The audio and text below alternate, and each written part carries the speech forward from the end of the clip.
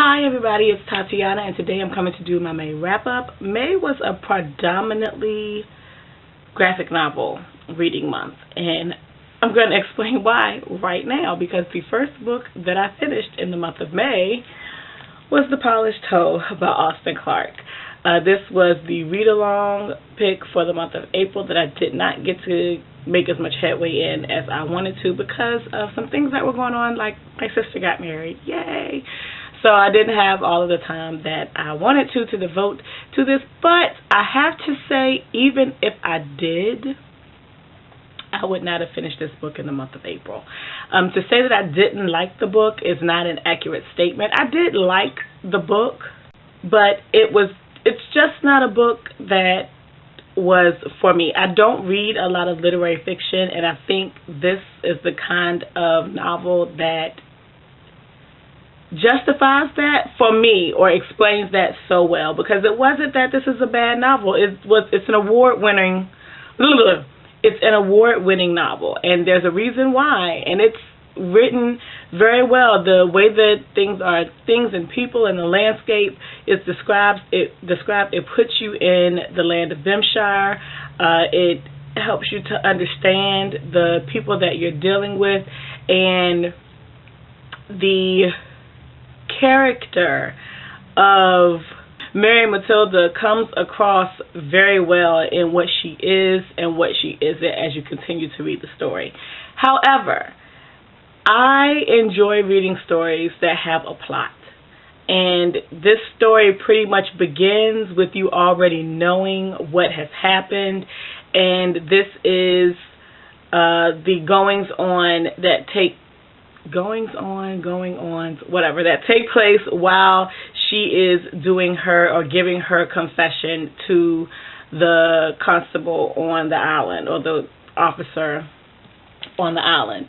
And it was just a struggle to get through, again, because there was no plot. So much of the idiosyncrasies of the characters are put into this novel that are really enjoyable to read, but there was no plot, and I just needed something to help move the story along, and that didn't happen for me. And I watched the second live show after I finished this, and again, it helped me to get more of an understanding as to why it was written the way that it was, and the fact that it was supposed to be like almost double the size of what it is, and in the editing process, Austin Clarke cut a lot of things out, and unless those things were a plot, I'm glad that he did. But again, I can't say that I disliked it, because it's not a true representation of my feelings toward the novel. I enjoyed the story. I didn't like that there was no plot, but I enjoyed the story. It's just not the type of novel that is for me. And a good thing about reading this is I have come to terms with the fact that not every novel is going to be for me. Now, that's not to say that I won't ever read any more literary fiction, but it will probably be a while before I do. And I'm growing increasingly hotter under these lights. All right, so between me reading The Polished Hoe, and these are not going to be in order, because I can't remember what order I read them in, I'm going to put the link to my Battle Books wrap-up video up here if you want to check that out, if you have not already done so, to see exactly what I read during Battle Books, because at this point, I can't remember the sequence that I read these graphic novels in. So, I read Giant Days, Volume 1, loved it. That's really all that matters. I absolutely loved it. This follows three friends who are in college, and they are three different kinds of friends, and the way that they relate to each other. And I think this is a great new adult, I guess, genre kind of novel or graphic novel that was just really enjoyable to read, and the artwork is cute and kitschy, and I don't know how much of this you can actually see because I have my lights showing differently, and so the glare is differently, and I don't know how that's affecting what's coming through because I don't have a flip around viewer. My bad. I also read Lumberjanes Volume 3, and I'm so glad that I did. If you remember when I read Volume 2, I didn't really like the way that the story went in that. Thank goodness for Volume 3. I love this, and I liked it so much more than Volume 2. This seems much more along the lines of what was going to happen or where it was going, or where Volume 2 was trying to go. I am struggling, but I really enjoyed this. Then I read Volumes 1, 2, and 3 of Buffy the Vampire Slayer Season 9, which, of course, I loved because I want to be in the Scooby Gang. Duh. So the last graphic novel that I read this month was Low Volume 1, and I picked this up. I spent my money on this after knowing that a huge amount of people who read this didn't like it, but they loved the artwork. I also loved the artwork, but didn't care 100% for the story. There were certain aspects of it that I liked, but I didn't dislike it as much as some of the other people who I follow on BookTube who read this didn't like it. I don't know if that came across the way that I meant it to or not. Again, the artwork is beautiful. There are these just creatures. The way the background of the story is that the sun has hit the end of its supernova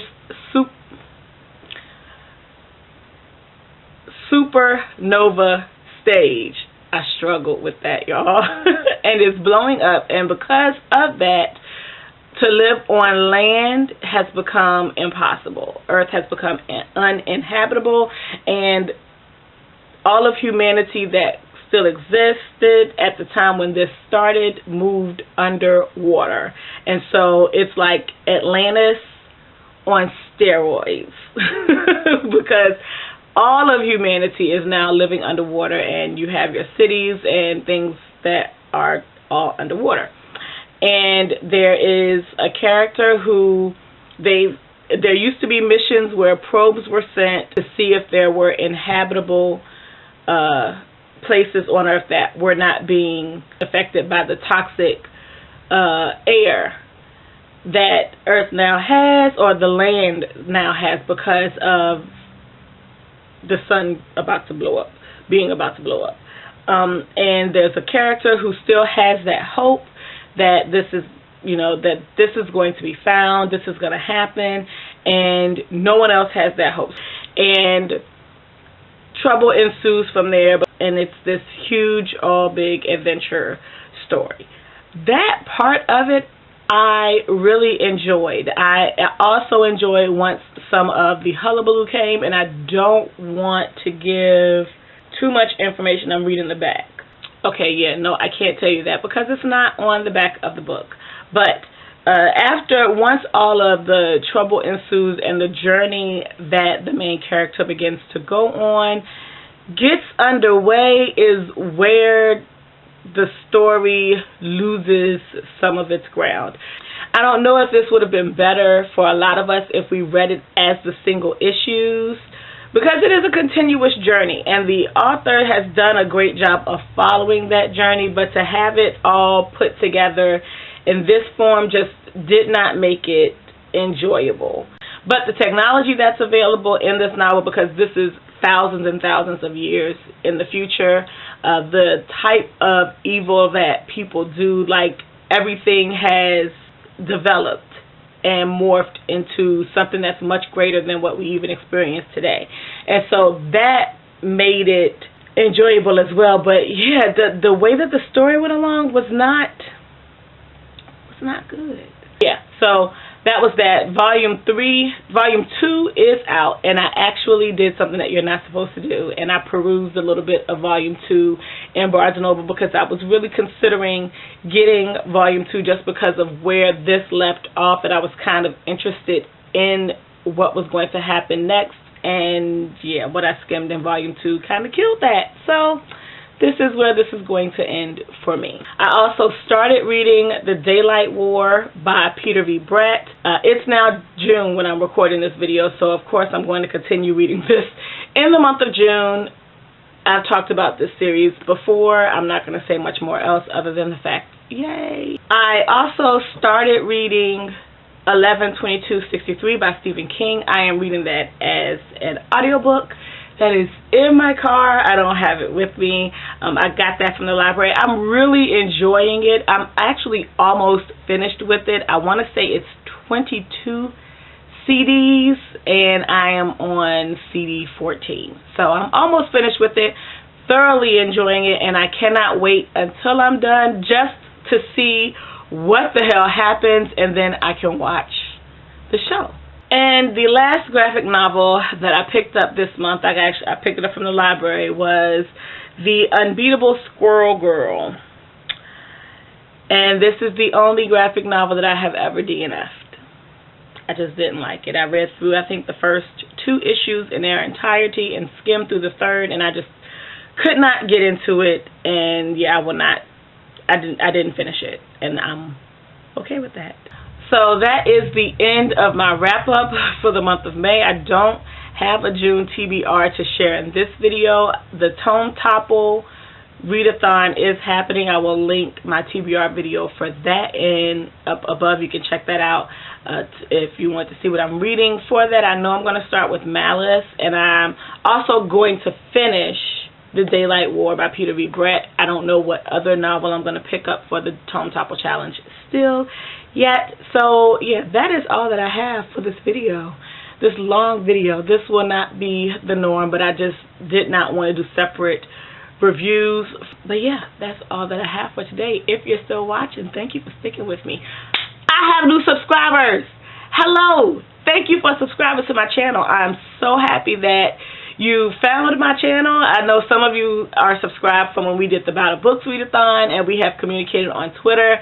Thank you so much for subscribing, and I hope you continue to enjoy what you see. I am not the sanest person in the world, and that's fucking awesome. So yeah, thanks for watching, and I hope you all have a good weekend, whenever you see this video. Peace out.